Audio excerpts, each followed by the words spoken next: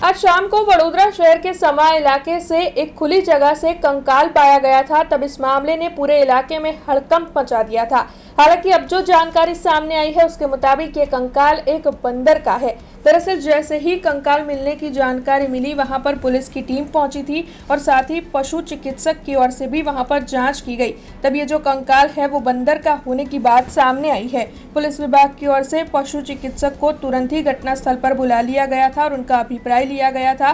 तब एक्सपर्ट पशु चिकित्सक की ओर से ये बंदर का कंकाल होने की बात बताई, जिसके बाद पुलिस विभाग ने राहत की सांस ली। आज रोज अहींया उर्मी स्कूलनी सामेनी बाजू एक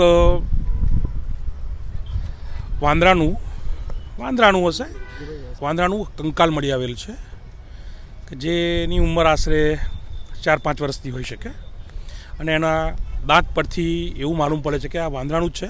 તદુપરાંત તેની ચામડી અને વાળ પણ ત્યાં આગળ હાજર છે। તેના પરથી કહી શકાય છે કે તે વાંદરું છે। हमसे जुड़े रहने के लिए हमारे YouTube चैनल को सब्सक्राइब करें और नई वीडियो की नोटिफिकेशन के लिए बेल आइकॉन को दबाएं।